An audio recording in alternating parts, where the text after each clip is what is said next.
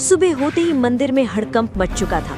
मंदिर के कैमरे तुरंत चेक किए गए, पूरी रात की रिकॉर्डिंग देखी गई, लेकिन हैरानी की बात ये थी कि किसी भी कैमरे में कोई आता हुआ या जाता हुआ नहीं दिखा। पुरी के उस पुराने मंदिर में एक बच्चा रहता था। कोई बाहर वाला देखे तो सोचे कि मंदिर में बच्चा कैसे रह सकता है, लेकिन जो लोग वहाँ रोज आते थे वो जानते थे कि ये बच्चा मंदिर का ही हिस्सा था। उसका कोई नाम कागजों में नहीं था, ना माँ थी, ना बाप, ना कोई पहचान। लोग उसे बस मुगु कहकर बुलाते थे। मुगु की उम्र कोई 8 या 9 साल रही होगी। फटे कपड़े, नंगे पैर और आंखों में एक अजीब सी शांति। वो मंदिर में ही सोता था, मंदिर में ही भूखा रहता था और मंदिर में ही हंस लेता था। जब कोई उससे पूछता कि तेरा घर कहाँ है, तो वो बिना सोचे सीधा भगवान जगन्नाथ की मूर्ति की तरफ देखता और कहता, यही जहाँ जगन्नाथ जी रहते हैं। लोग इसे बच्चों की मासूमियत समझते थे, लेकिन मुगु मजाक नहीं कर रहा होता था। मुगु भगवान जगन्नाथ को भगवान नहीं मानता था, वो उन्हें अपना सबसे अच्छा दोस्त मानता था। हर सुबह वो मूर्ति के सामने बैठकर बोलता, आज देर हो गई दोस्त, पुजारी अंकल ने झाड़ू नहीं दी। कभी शिकायत करता, कल तुमने सपना क्यों नहीं भेजा? और कभी रूठ जाता, अगर आज खिचड़ी नहीं मिली ना तो मैं बात नहीं करूंगा। अजीब बात ये थी कि मुगु की बातें कभी खाली नहीं जाती थी। एक दिन दोपहर की आरती के बाद मंदिर में एक औरत आई। उसके कपड़े फटे थे, आंखें सूजी हुई थीं और आवाज कांप रही थी। वो भगवान के सामने गिर पड़ी और रोते हुए बोली, मेरे बच्चे को बचा लो का, वो अस्पताल में है। डॉक्टर कह रहे हैं बिना पैसों के इलाज नहीं होगा। मंदिर में लोग खड़े थे। कोई बोला, भगवान पर छोड़ दो, जो होगा अच्छा होगा। लेकिन कोई आगे नहीं बढ़ा। मुगु सब देख रहा था। वो धीरे से उस औरत के पास गया और पूछा, आंटी आपका बच्चा कितना छोटा है? औरत ने रोते हुए कहा, तेरे जितना। मुगु चुप हो गया।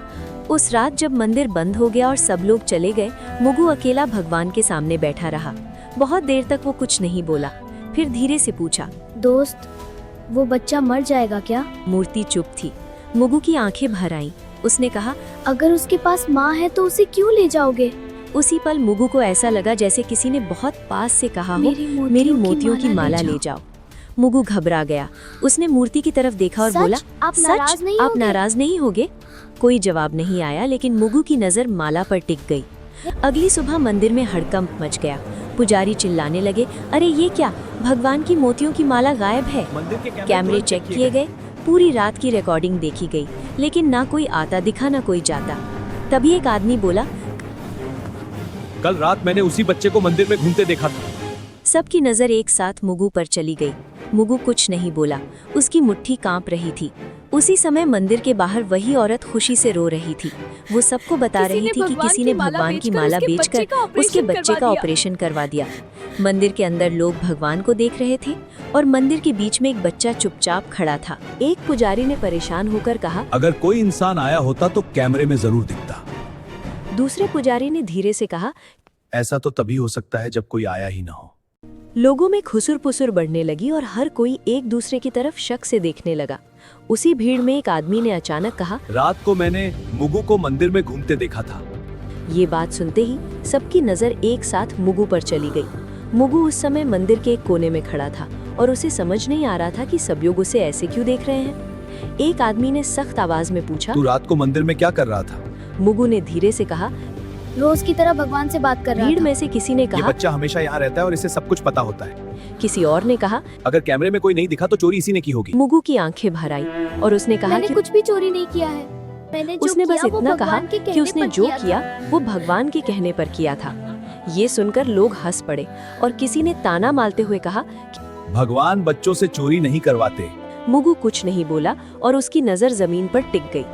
उसी समय मंदिर के बाहर शोर मच गया, क्योंकि वही औरत भागती हुई आई थी जो कल रो रही थी। वो खुशी से कांपती आवाज में बता रही थी कि उसके बच्चे का ऑपरेशन हो गया है और डॉक्टरों ने जान बचा ली है। उस औरत ने रोते हुए कहा, किसी ने भगवान की मोतियों की माला बेचकर पैसे दिए हैं। ये सुनते ही मंदिर के अंदर सन्नाटा फैल गया और लोगों के चेहरे बदलने किसी ने लगे। मोतियों की माला अब बेच दी थी। सवाल ये नहीं था कि बच्चा बचा कैसे, बल्कि ये था कि माला आखिर गई कहाँ। मुगु अब भी चुपचाप खड़ा था और उसे नहीं पता था कि अगला सवाल सीधे उसी की जिंदगी बदलने वाला है। मंदिर के अंदर अब माहौल बदल चुका था और जो लोग सुबह तक चमत्कार की बात कर रहे थे वही अब सवाल पूछ रहे थे। हर नजर मुगु पर टिकी थी। और किसी को उसकी मासूमियत दिखाई नहीं दे रही थी। एक आदमी ने ऊंची आवाज में कहा कि अगर माला भगवान के कहने पर ली गई थी तो वो अभी वापस क्यों नहीं आई। मुगु ने घबराई हुई आवाज में कहा, मुझसे कहा गया था कि वो माला उस माँ को दे आओ ताकि उसका बच्चा बच सके। भीड़ में से किसी ने कटाक्ष करते हुए कहा कि अब बच्चे भगवान के नाम पर चोरी भी करने लगे हैं। दूसरे आदमी ने कहा कि ऐसे बहाने हर चोर बनाता है। मुगु ने रोते हुए कहा कि वो झूठ नहीं बोल रहा है और उसने कुछ भी अपने लिए नहीं रखा। उसने कहा कि अगर माला चाहिए तो वो भगवान से पूछ ले कि सच क्या है। ये बात सुनकर पुजारी भी असहज हो गए क्योंकि कोई भी भगवान से सवाल नहीं करना चाहता था। मुख्य पुजारी ने कड़े शब्दों में कहा कि जब तक सच्चाई सामने नहीं आती तब तक बच्चे का यहाँ रुकना ठीक नहीं होगा। तब तक बच्चे को मंदिर में नहीं रहने दिया जाएगा। मुगु को जैसे ही ये बात समझ आई, उसका चेहरा सफेद पड़ गया। उसने डरते हुए पूछा कि क्या अब वो भगवान के पास भी नहीं रह सकता। किसी ने जवाब नहीं दिया और दो आदमी आगे बढ़कर उसे मंदिर के बाहर ले गए। मुगु बार बार पीछे मुड़कर भगवान की मूर्ति की तरफ देख रहा था, जैसे किसी जवाब का इंतजार कर रहा हो। मंदिर के बाहर उसे पत्थर की सीढ़ियों पर बैठा दिया गया और कहा गया कि यहाँ से कहीं मत जाना। धूप तेज थी और मुगु को प्यास लग रही थी, लेकिन किसी ने पानी तक नहीं दिया। अंदर मंदिर में पूजा फिर से शुरू हो गई और लोग भगवान से सुख शांति की प्रार्थना करने लगे। बाहर एक बच्चा चुपचाप बैठा था, जिसे समझ नहीं आ रहा था कि उसने गलत क्या किया। मुगु ने खुद से कहा, अगर भगवान ने कहा था तो फिर सजा मुझे क्यों मिल रही है। उसकी आंखों से आंसू गिरने लगे और वो पहली बार भगवान से बिना बोले सवाल कर रहा था। उसी समय मंदिर के अंदर अचानक हवा तेज चलने लगी और दीपक की लौ हिलने लगी। कुछ लोगों ने इसे भगवान की नाराजगी कहा और कुछ ने इसे महज हवा का झोंका मान लिया। मुगु अब भी सीढ़ियों पर बैठा भगवान की तरफ देख रहा था और उसे नहीं पता था कि ये चुप्पी आने वाले तूफान की शुरुआत। शाम होते ही मंदिर के समिति की बैठक बुलाई गई, क्योंकि मामला अब सिर्फ माला का नहीं रहा था। लोग बाहर खड़े थे और अंदर ये तय हो रहा था कि एक अनाथ बच्चे के साथ क्या किया जाए। एक सदस्य ने कहा कि अगर आज सख्ती नहीं दिखाई गई तो कल हर कोई भगवान के नाम पर कुछ भी उठा लेगा। दूसरे ने कहा, बच्चे को बाहर रखने से मंदिर की शांति बनी रहेगी। मुख्य पुजारी चुप बैठे थे और बार बार भगवान की मूर्ति की तरफ देख रहे थे। आखिर उन्होंने भारी आवाज में कहा कि जब तक माला वापस नहीं आती, मुगु मंदिर में नहीं रहेगा। ये फैसला होते ही किसी ने बाहर आकर लोगों को बता दिया कि बच्चे को मंदिर से निकाल दिया गया है। भीड़ में कुछ लोग चुप थे और कुछ ने सिर हिलाकर सहमति जता दी। मुगु को जब ये बताया गया तो उसने बहुत धीमे से पूछा कि क्या वो रात को भी यहाँ नहीं सो सकता। कोई जवाब नहीं आया और उसे मंदिर के मुख्य दरवाजे से बाहर कर दिया गया। मुगु दरवाजे के पास कुछ देर खड़ा रहा और फिर सीढ़ियों पर बैठ गया। उसे समझ नहीं आ रहा था कि भगवान के घर में उसके लिए जगह कैसे खत्म हो गई। उसी समय मंदिर के अंदर एक पुजारी ने देखा कि भगवान की मूर्ति के पास रखा फूल मुरझा गया है। उसने इसे अशुभ संकेत बताया, लेकिन किसी ने उसकी बात पर ध्यान नहीं दिया। रात बढ़ती गई और मंदिर के कपाट बंद हो गए। मुगु बाहर ही बैठा रहा और ठंडी हवा में सिकुड़ता गया। उसने खुद से कहा कि शायद भगवान उसे आज रात जवाब देंगे, लेकिन बहुत देर तक कुछ नहीं हुआ और सिर्फ घंटियों की दूर की आवाज सुनाई देती रही। उसी रात शहर में एक अजीब सी खबर फैलने लगी कि अस्पताल में उस बच्चे की हालत अचानक बहुत सुधर गई है। डॉक्टर कह रहे थे कि इलाज उम्मीद से कहीं ज्यादा असरदार रहा। लोगों ने इसे भगवान की कृपा कहा और कुछ ने मंदिर में फिर से दान देने की बात की। किसी ने ये नहीं पूछा कि उस कृपा की कीमत किसने चुकाई। मुगु को इस खबर की कोई जानकारी नहीं थी और वो बाहर बैठे बैठे सो गया। उसके चेहरे पर डर नहीं था, बल्कि थकान थी, जैसे उसने बहुत भारी बोझ उठा लिया हो। आधी रात के बाद मंदिर के अंदर अचानक दीपक अपने आप तेज हो गया। कुछ पुजारी घबरा गए और बोले कि भगवान कुछ कहना चाहते हैं, लेकिन बाहर मंदिर की सीढ़ियों पर एक बच्चा बेसुध पड़ा था और कोई उसे देखने नहीं आया। मुगु की सांसें हल्की थी और उसे नहीं पता था कि अगली सुबह उसके लिए सबसे कठिन होने वाली है। सुबह होते ही मंदिर के बाहर लोगों की भीड़ फिर जमा होने लगी, क्योंकि रात की घटनाओं ने सबको बेचैन कर दिया था। कुछ लोग कह रहे थे कि भगवान ने संकेत दिए हैं और कुछ लोग अब भी यही मान रहे थे कि बच्चा झूठ बोल रहा है। उसी बीच एक पुजारी ने ध्यान दिया कि भगवान की मूर्ति के पास रखी दूसरी माला की एक मोची ढीली हो गई है। उसने पास खड़े पुजारी से कहा कि अगर कोई चोर होता तो बाकी गहनों को भी हाथ लगाता। ये बात धीरे धीरे भीड़ तक पहुंची और पहली बार लोगों को लगा कि कहानी वैसी नहीं है जैसी दिखाई जा रही थी। एक आदमी ने कहा कि अगर बच्चा चोर होता तो वो मंदिर छोड़कर भाग जाता। लोगों की नजर बाहर सीढ़ियों पर पड़ी जहां मुगु बेसुध पड़ा था। उसका चेहरा पीला था और उसकी आंखें आधी खुली थीं। एक औरत ने घबराकर कहा कि बच्चे को उठाओ और पानी दो। जब उसे छुआ गया तो सब समझ गए कि मुगु को तेज बुखार है। मुगु ने बहुत धीमी आवाज में कहा कि उसने गलत कुछ नहीं किया है। उसने बस इतना कहा कि भगवान ने कहा था कि किसी की जान बचाना सबसे जरूरी है। ये सुनकर कुछ लोग चुप हो गए और कुछ की आंखें झुक गईं। मुख्य पुजारी आगे आए और पहली बार उन्होंने मुगु की बात ध्यान से सुनी। पुजारी ने उससे पूछा कि भगवान ने तुझसे और क्या कहा था। मुगु ने कांपती आवाज में कहा, भगवान ने कहा था कि सच सामने आने में समय लगता है। उसी समय अस्पताल से एक आदमी मंदिर पहुंचा जिस बच्चे और का उसने ऑपरेशन हुआ बताया था कि उसकी जिस हालत अब बच्चे पूरी का तरह ठीक ऑपरेशन है। हुआ था उसकी हालत अब पूरी तरह ठीक ऑपरेशन है। के पैसे उसने अचानक ये मिल भी गए कहा थे। कि ऑपरेशन इसलिए के डॉक्टरों ने पैसे बिना देर अचानक के इलाज मिलने शुरू से कर दिया। डॉक्टरों ने तुरंत इलाज शुरू कर दिया था। अब मंदिर में सन्नाटा था और लोग एक दूसरे को देखने लगे। सबको समझ आ रहा था कि अगर माला न गई होती तो शायद वो बच्चा आज जिंदा न होता। लेकिन सवाल अब भी वही था कि माला मंदिर से बाहर कैसे गई। किसी ने फिर से कैमरे देखने की बात कही। जब कैमरे दोबारा चेक किए गए तो एक अजीब बात सामने आई। रात के ठीक उसी समय जब माला गायब हुई थी, सभी कैमरे कुछ सेकंड के लिए अपने आप बंद हो गए थे। टेक्नीशियन ने कहा कि ये आम बात नहीं है और बिजली में कोई दिक्कत भी नहीं हुई थी। लोगों के चेहरे पर डर साफ दिखाई देने लगा। मुख्य पुजारी ने भारी आवाज में कहा कि अगर ये सब सच है तो ये चोरी नहीं थी। उन्होंने कहा कि ये किसी की परीक्षा हो सकती है। मुगु को उठाकर अंदर लाया गया और पहली बार उसे भगवान के सामने बैठाया गया। उसने थकी हुई आंखों से मूर्ति को देखा और बहुत धीमे से कहा कि उसने वही किया जो दोस्त ने कहा था। लोग चुप थे और किसी के पास कहने को कुछ नहीं था। सबको लग रहा था कि सच्चाई सामने आ रही है, लेकिन अभी पूरी नहीं हुई है। मंदिर के अंदर अब सन्नाटा था, लेकिन उस सन्नाटे में भी कुछ लोग सच को मानने के लिए तैयार नहीं थे। एक सदस्य ने कहा कि कैमरे बंद होना तकनीकी गड़बड़ी भी हो सकती है और इसे चमत्कार मान लेना ठीक नहीं है। दूसरे ने कहा कि अगर आज बच्चे की बात मान ली गई तो कल कोई और भी भगवान का नाम लेकर चोरी करेगा। ये बातें सुनकर कुछ लोग सहमति में सिर हिलाने लगे। मुगु को अंदर लाने के बाद उसकी हालत और बिगड़ने लगी थी।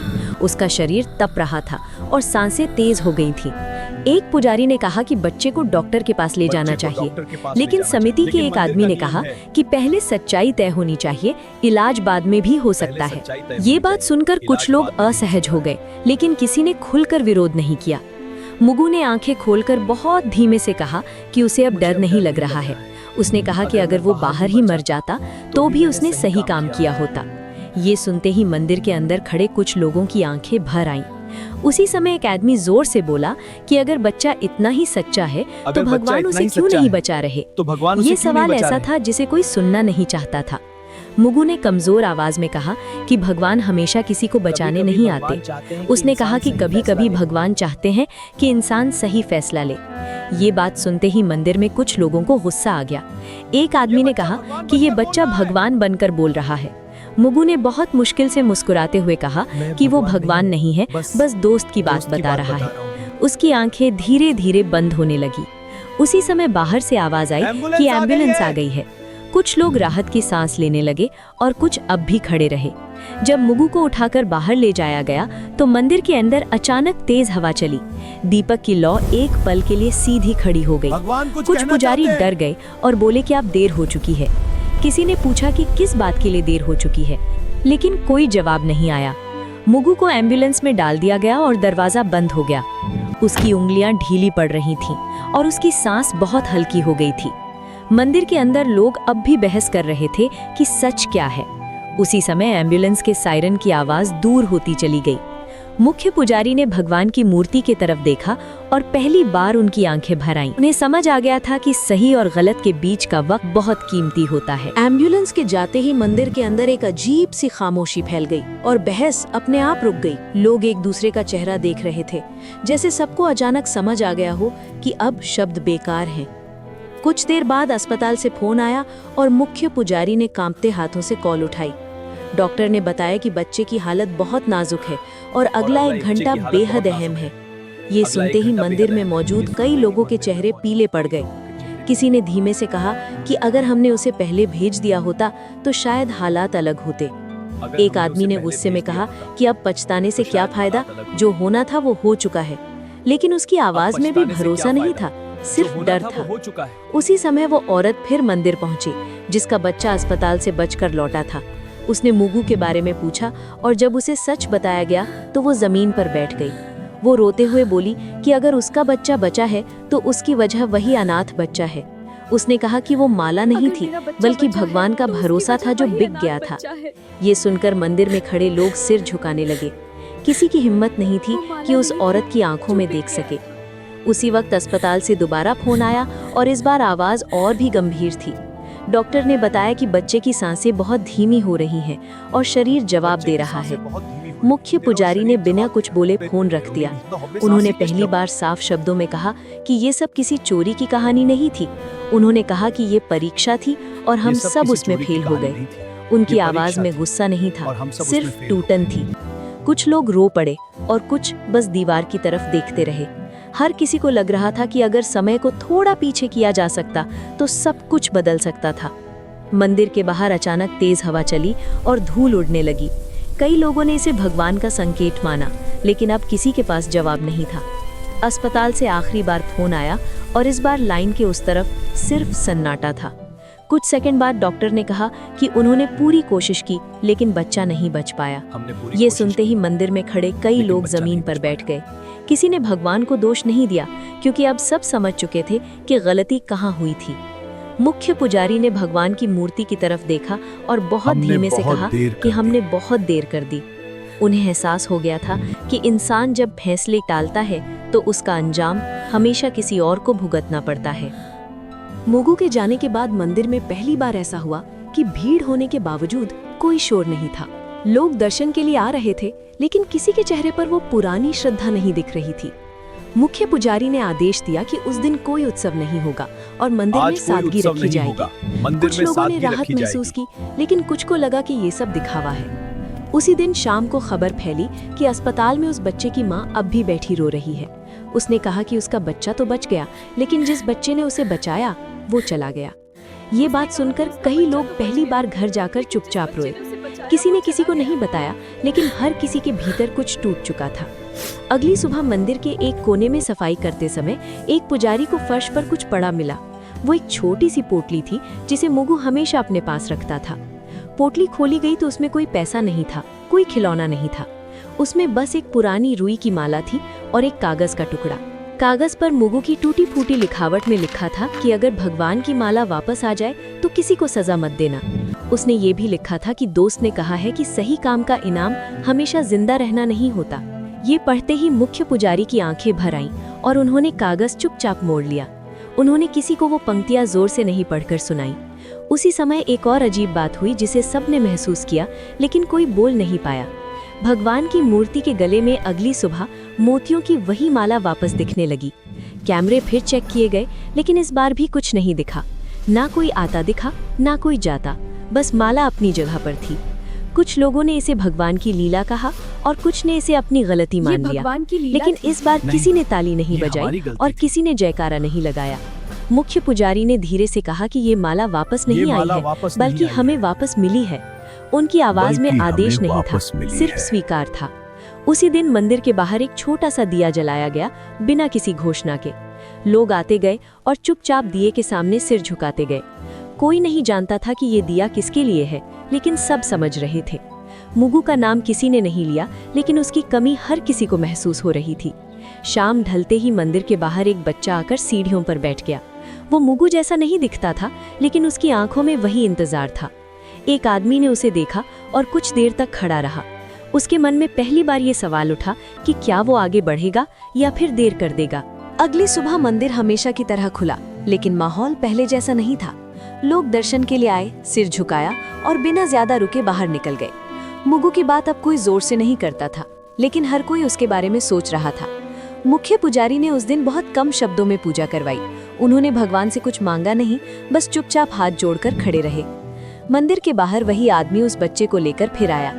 इस बार बच्चे ने डर के बिना सीढ़ियों पर कदम रखा। किसी ने टोका नहीं, किसी ने सवाल नहीं किया। जैसे सब समझ गए हों कि कुछ सवालों का जवाब नियम नहीं होते। उस बच्चे को खाना दिया गया, पानी दिया गया और एक कोने में बैठा दिया गया। वो बार-बार भगवान की मूर्ति की तरफ देख रहा था। उसने आदमी से पूछा कि क्या मुझसे भगवान उससे नाराज नाराज होंगे। आदमी ने कहा कि भगवान कभी बच्चों से नाराज नहीं भगवान होते, कभी बच्चों इंसानों नाराज से नहीं होते हैं। इंसानों से ये सुनकर बच्चा हल्का सा मुस्कुराया, ठीक वैसे ही जैसे कभी मुगु मुस्कुराया करता था। शाम को मुख्य पुजारी बाहर आए और पहली बार लोगों से बोले। उन्होंने कहा कि भगवान ने किसी से माला वापस नहीं मंगवाई थी, बल्कि हमें हमारी इंसानियत याद दिलाई थी। उन्होंने कहा कि भगवान की सबसे बड़ी पूजा समय पर लिया गया सही फैसला होता है। भीड़ में खड़े कई लोगों की आंखें भर आईं। मंदिर के बाहर जल रहा दिया अब भी जल रहा था, लेकिन अब वो किसी की मौत की याद में नहीं, बल्कि एक जिम्मेदारी की तरह जल रहा था। वही औरत जिसका बच्चा बच गया था मंदिर आई। उसने उस बच्चे के सिर पर हाथ रखा और कहा कि कुछ कर्ज कभी उतरते नहीं हैं। बच्चे ने उसका हाथ पकड़ लिया। उसे शायद पहली बार लगा कि वो अकेला नहीं है। मंदिर की सीढ़ियों पर खड़े होकर आदमी ने आखिरी बार अंदर देखा। उसे लगा जैसे भगवान चुप नहीं है, बस देख रहे हैं। और उस चुप्पी में एक बात साफ थी, भगवान हमेशा किसी चमत्कार से नहीं, कभी किसी इंसान के फैसले से काम करते हैं। मुगु अब वहां नहीं था, लेकिन अगर कोई आज देर नहीं करता तो यही उसकी सबसे बड़ी मौजूदगी थी। कहानी हमें